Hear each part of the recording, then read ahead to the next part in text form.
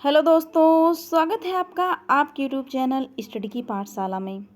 जैसा कि आप जानते हैं, डेली हिंदी व्याकरण के नाम से सीरीज चल रही है, जिसमें आपके साथ डिस्कस किया जाता है विलोम शब्द, वाक्य एवं वर्तनी शुद्ध, अनेक शब्दों के एक शब्द, तत्सम एवं तद्भव शब्द, विशेषण एवं विशेष और पर्यायवाची शब्द डिस्कस किए जाते हैं।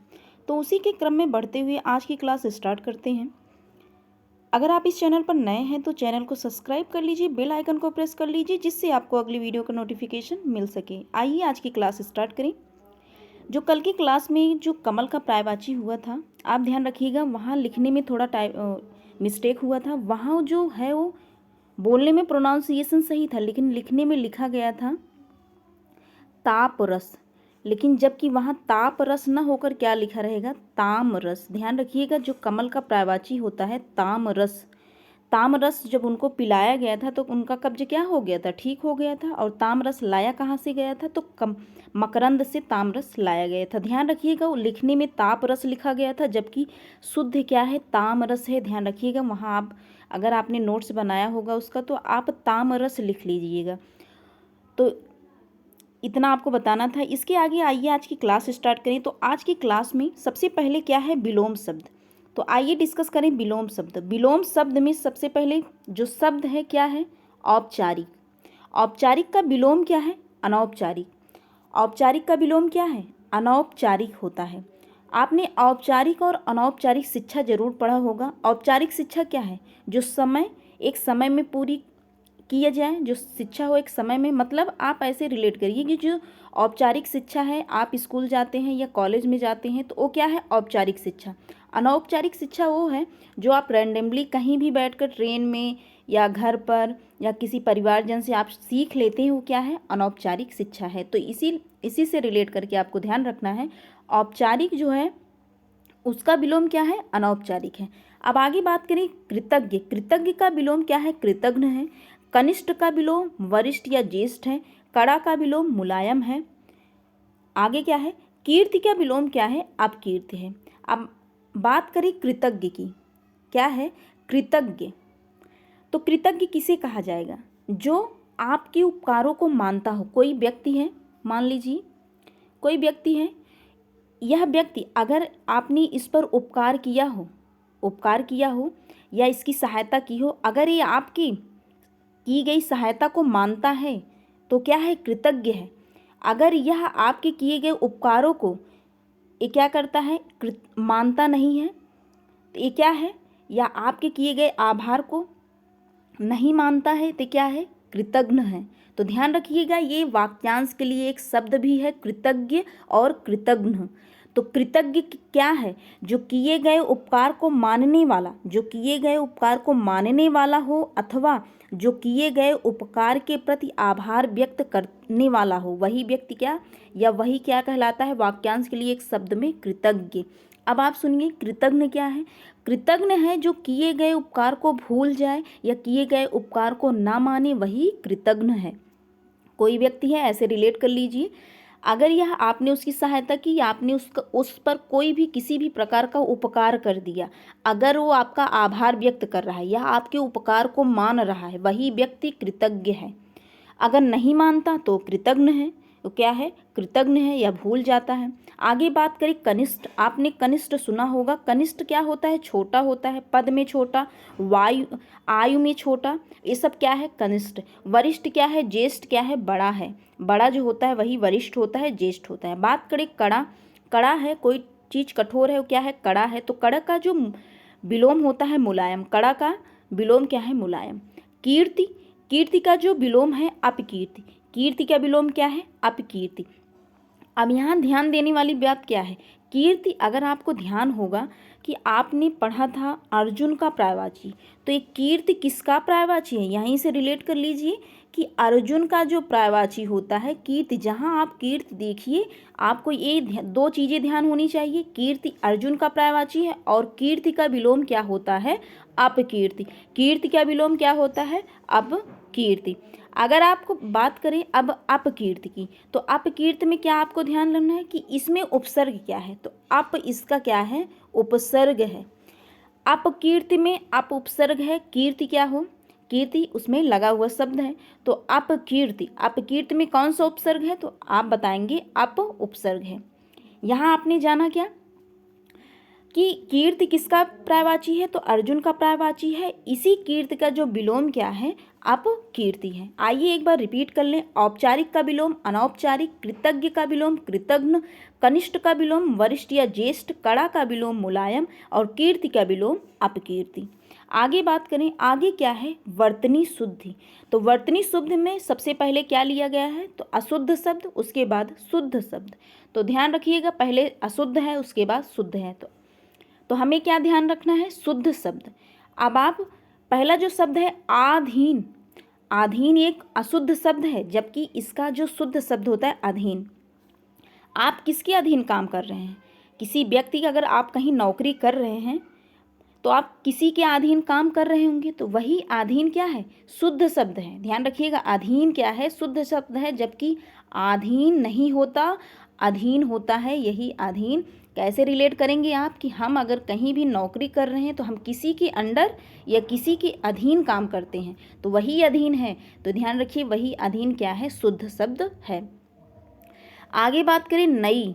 नई में क्या है? जिसमें या लगा है वही नई क्या होगा? वही शुद्ध शब्द है, जबकि जिसमें बड़ी ई लगी है वही वो क्या है? अशुद्ध शब्द है। अब बात करें बारात। बारात का जो शुद्ध शब्द होता है बारात, बारात का शुद्ध शब्द क्या होता है? बारात। तो ध्यान रखिए, शादी विवाह, इतनी शादियां आप अटेंड किए होंगे, तो इस शब्द को आपको ध्यान रखना चाहिए कि बारात ना होकर क्या होता है? शुद्ध शब्द बारात होता है। क्या होता है? बारात। तो ये आप कैसे रिलेट करेंगे? शादी विवाह जो बारात है, आप जाते हैं, तो अगर आप गए हैं या जाते हैं तो क्या आपको उससे रिलेट करना है? बारात होता है, बारात नहीं। आगे बात करें हस्तक्षेप। हस्तक्षेप ना होकर क्या होता है? शुद्ध शब्द हस्तक्षेप। हस्तक्षेप, अगर कोई व्यक्ति है, अगर कोई व्यक्ति है, आप कोई काम कर रहे हैं, अगर वो आपको डिस्टर्ब करे तो आप उससे कहिए कि आप हस्तक्षेप मत करिए, आप हमारे काम में या आप हमारे इस मामले में हस्तक्षेप न करिए। जबकि वहाँ हस्तक्षेप हम लोग बोल देते हैं, वो हस्तक्षेप नहीं, वो हस्तक्षेप क्या है? अशुद्ध है, जबकि हस्तक्षेप क्या होता है? शुद्ध। ऐसे रिलेट करके आपको ध्यान रखना है। कोई चीज़ रटनी नहीं है, आपको एक दूसरे से रिलेट करके पढ़ना है। अगर आप रिलेट करके याद रखेंगे तो आप किसी भी, अगर आप एग्ज़ाम हॉल में बैठते हैं तो आपको चीज़ें ज़रूर से ज़रूर याद आएंगी, क्योंकि आपको रिलेट करना है। अब जैसे आप अधीन, अधीन आपका, तो अधीन कैसे आप रिलेट किए कि किसी के अंडर में काम करते हैं, तो ये अधीन है ना कि आधीन। और बारात को कैसे रिलेट किया आपने? बारात है जो शादी विवाह है, उससे रिलेट कर लिया कि शादी विवाह जाते हैं तो हम हमेशा याद रखेंगे कि बारात होता है ना कि बारात। और इसके बाद हस्तक्षेप, अगर कोई छोटा भाई या छोटी बहन है, तो अगर वो हम कोई काम कर रहे हैं उसमें बीच में आके क्या करता है? बोल देता है, तो आप कहेंगे कि आप हस्तक्षेप ना करिए। 2 से 3 बार आप रिपीट करिए, देखिए आपको ये शब्द जब भी आप कहीं देखेंगे तो तुरंत आपके माइंड में क्लिक होगा ये शब्द। आगे बढ़ें, आगे क्या है? आगे है छत्री। क्या है? छत्री। और ये क्या है? क्षत्रिय। क्या है? ये छत्री, जिसमें आप देखेंगे, आप इसको नॉर्मली कैसे बोलते हैं? ये तालव्य, ये तालु वाला छा है। और ये क्या? ये किससे बना होता है? का और सा से। किससे? तो आप देखेंगे कि जो ये छा होता है किससे बना होता है? आधा का से और सा से। तो ये क्या है? मूर्धन्य सा है। ध्यान रखिएगा, ये मूर्धन्य सा है। और ये क्या है? कंठ से। का कंठ से बोला जाता है और इसका किससे बोला जाता है? मूर्धन्य से। तो आप इसका प्रोनाउंसिएशन कैसे करेंगे? क्षत्रिय। क्या है? क्षत्रिय। जब आप कंठ और मूर्धन्य मिला के बोलते हैं तो इसको क्षत्रिय बोलते हैं, क्षत्रिय। और जबकि इसको कैसे आप नॉर्मली, ये जो अशुद्ध लिखा गया है, आप इसको कैसे बोलते हैं? क्षत्रिय। जब आप इसको, ये क्या है? इसका जो प्रोनाउंसिएशन तालु से किया जाता है, तो ये तालु है, तालु का उच्चारण स्थान छा होता है। जब आप छत्री, ऐसे नॉर्मली आप छत्री बोल देते हैं, तो आप तालु से बोलते हैं। तालु से आपकी जो जीभ है किससे? तालु से टच करते हुए बोलती है, तो क्या है? छत्री। और ये जो ए छा है, ये कैसे आप बोलेंगे? कंठ और, क्योंकि ये किससे मिलकर बना है, क्या है, संयुक्त व्यंजन है। का और किससे, सा से मिलकर बना है। ये मूर्धन्य सा होता है तो ये क्या है, कंठ है, कंठ से बोला जाता है। तो इसी प्रकार आपको उच्चारण कैसे कंठ और मूर्धन्य मिलाकर बोलना है, कैसे, क्षत्रिय, क्षत्रिय। इसका प्रोनाउंसिएशन जो होता है आप, या शुद्ध जो उच्चारण होता है क्या है, क्षत्रिय। तो ये क्षत्रिय क्या होता है, क्षत्रिय क्या होता है, सही होता है। ये क्षत्रिय क्या है, अशुद्ध शब्द है। तो ध्यान रखिएगा, इसका प्रोनाउंसिएशन भी आपको आना चाहिए। एक बार रिपीट कर ले फटाफट।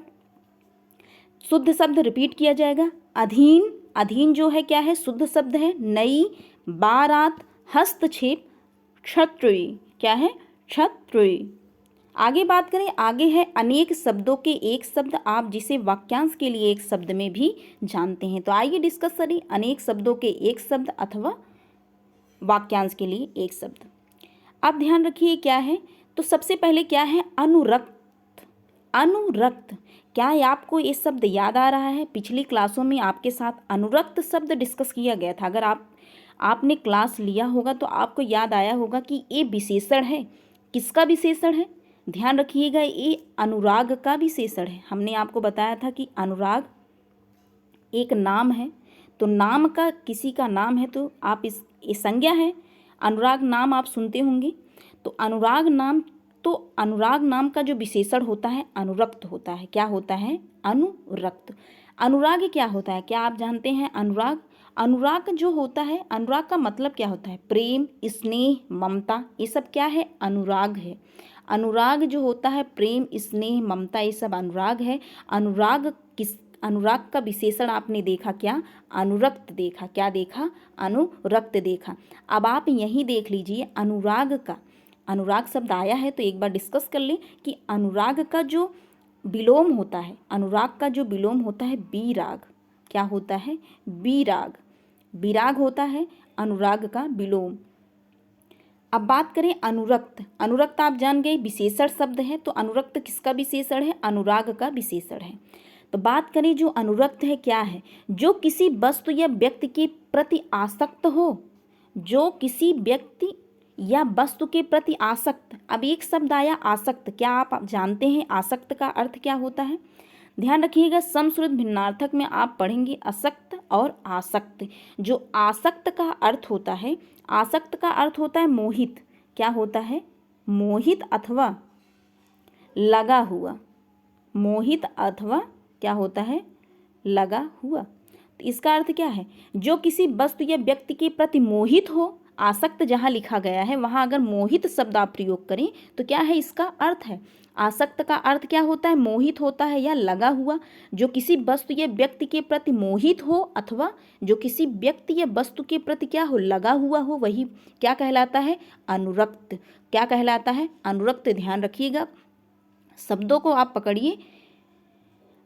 अनुरक्त किसका विशेषण है? तो ध्यान रखिएगा अनुराग का विशेषण है। तो अनुराग शब्द आपने ध्यान रखा कि अनुराग का जो विलोम क्या होता है? विराग होता है, द्वेष होता है। अब यहाँ आप आसक्त शब्द आया है तो यहीं आप ध्यान रख लीजिए आसक्त का विलोम क्या होता है। मन में उठना चाहिए, अगर आसक्त है, अगर आपने पढ़ा है तो मन में उठना चाहिए। तो आसक्त का विलोम क्या है? अनासक्त। क्या है? अनासक्त। आगे बात करें, आगे क्या है? अंतःपुर। अंतःपुर किसे कहा जाता है? राजभवन के अंदर महिलाओं का निवास। राजभवन या महल के अंदर महिलाओं का निवास जो होता है क्या होता है? अंतःपुर।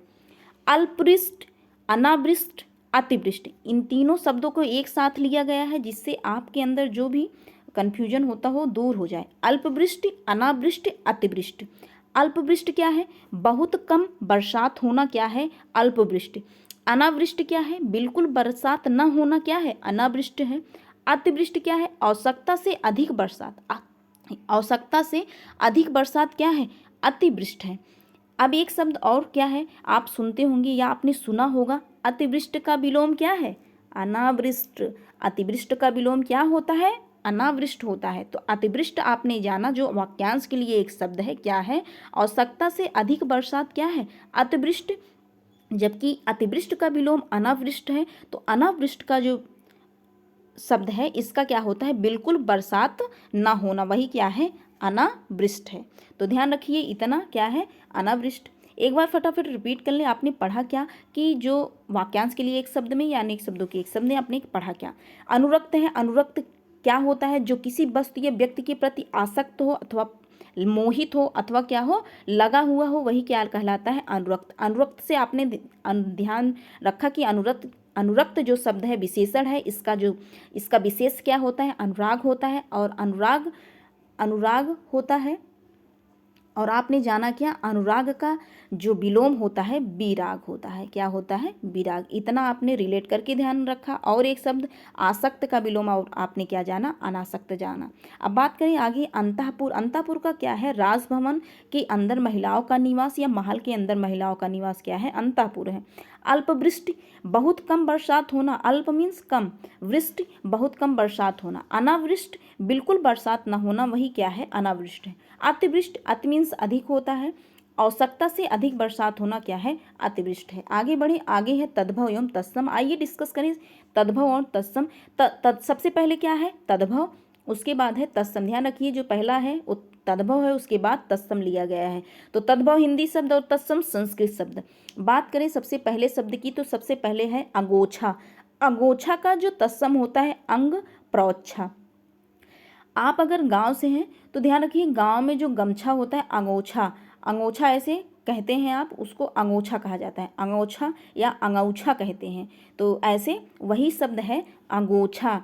तो अंगोछा को आप गांव में सुनते होंगे कि अंगौछा कहा जाता है, तो वही है अंगोछा। तो अंगोछा हिंदी शब्द है, जबकि इसका जो संस्कृत शब्द है अंग प्रोच्छा। क्या है, अंग प्रोच्छा। आगे क्या है, अतड़ी। अतड़ी का जो तत्सम शब्द है अंत्र।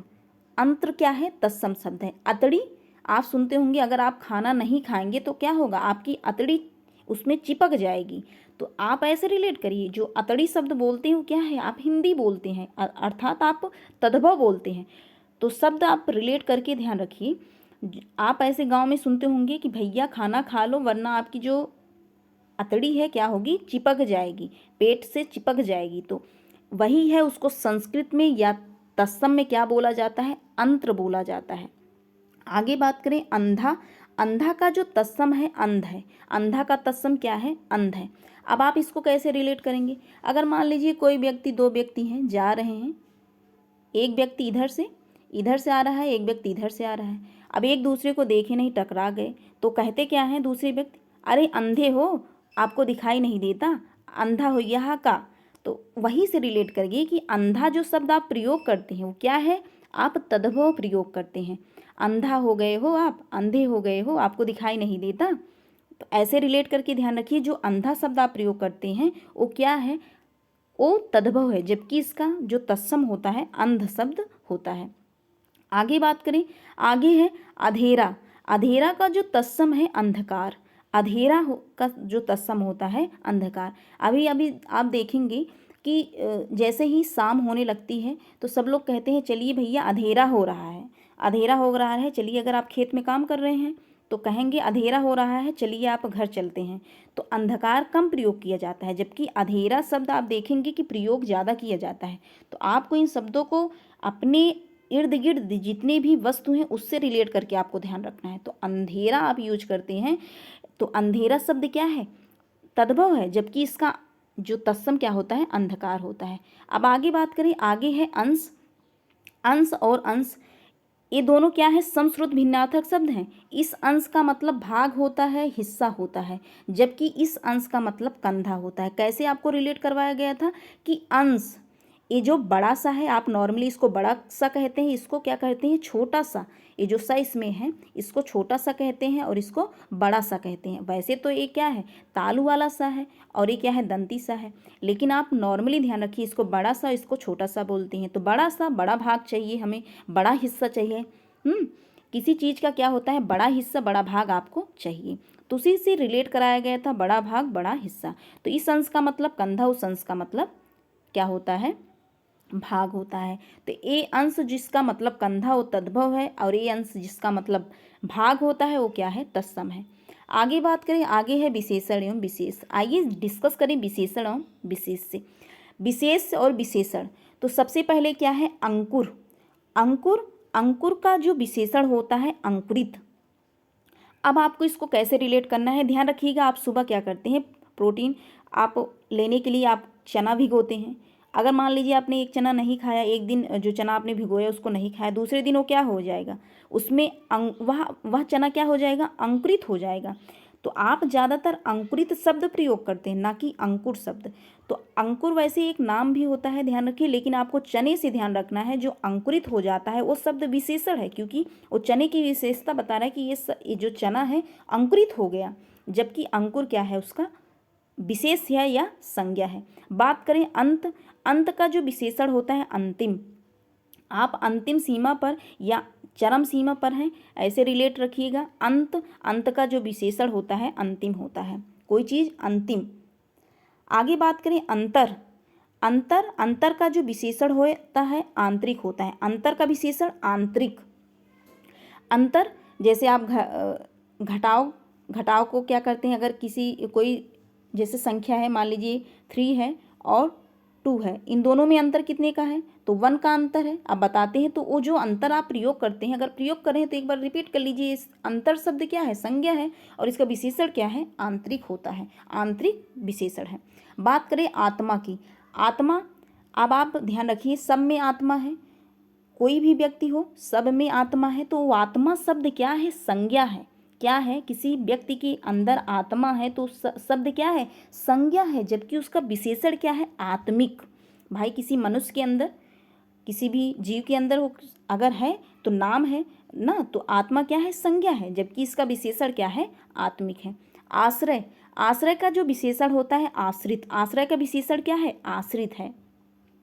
आश्रय, आप आश्रित हैं, आप अभी क्या हैं, अपने माता पिता के ऊपर क्या है, आश्रित हैं। अगर वो पैसा दे रहे हैं तो आप पढ़ रहे हैं, अगर जिस दिन पैसा नहीं देंगे तो क्या होगा, आप नहीं पढ़ पाएंगे, या आप खुद से मेहनत करेंगे तो उस दिन आप आश्रित नहीं रहेंगे। वहीं से रिलेट करिएगा, ये आश्रित शब्द अभी आपके ऊपर या हमारे ऊपर क्या है, आश्रित शब्द क्या है, विशेषण का काम कर रहा है। तो ये आश्रित शब्द क्या है, विशेषण है, जबकि इसका जो विशेष होता है, संज्ञा होता है आश्रय, क्या है, आश्रय। ऐसे रिलेट कर लीजिए यूँ कि आश्रय जो शब्द है, आप अगर कहीं गए, आप रुक गए, आपने आश्रय लिया, तो आश्रय लिया तो क्या है, आप उस पर आश्रित हुए ना, उस व्यक्ति के पर क्या हुए, आश्रित हुए।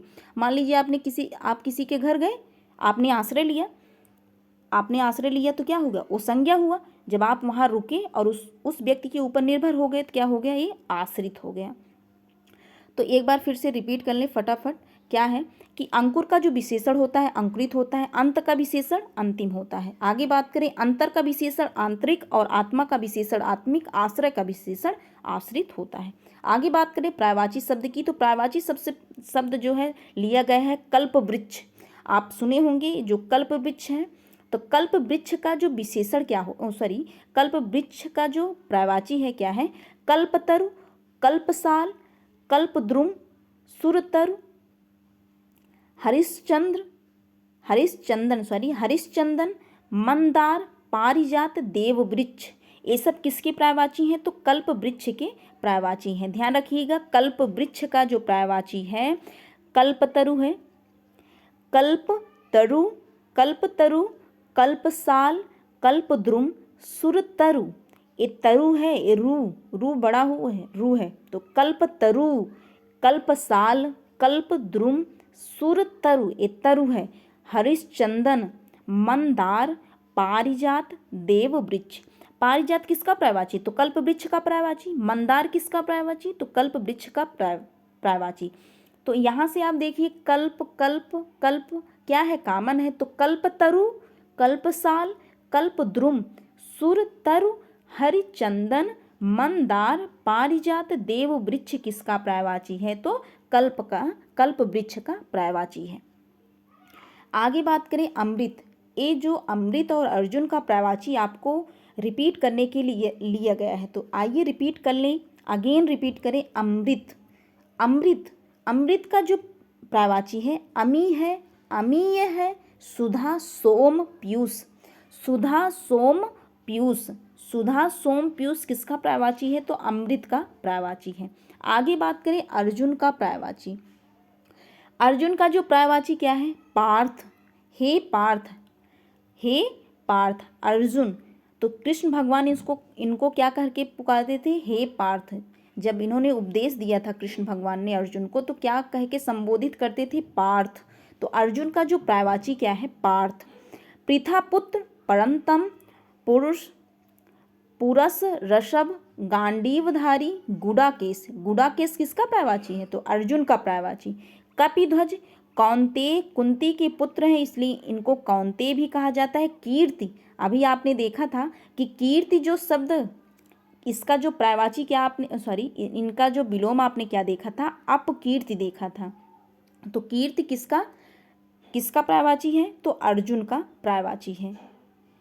किरीटी, किरीटी हो गया श्वेतवाहन, धनंजय, फाल्गुन, विजय, सभ्य, साची। किसका पर्यायवाची है, तो अर्जुन का पर्यायवाची है। तो एक बार अगेन रिपीट करें, पार्थ, पृथापुत्र, परंतम, पुरुष, ऋषभ, पुरस ऋषभ है, गांडीवधारी है, गुडाकेश है, कपिध्वज है, कौंतेय, कीर्ति, किरीटी, श्वेतवाहन, धनंजय, फाल्गुन, विजय, सब्यसाची। किसका पर्यायवाची है, तो अर्जुन का पर्यायवाची है। तो आज के लिए बस इतना ही। अगर आपको वीडियो पसंद आया हो या आपको कंटेंट पसंद आता हो तो like, share and subscribe to my channel. मिलते हैं नेक्स्ट वीडियो में। Thank you.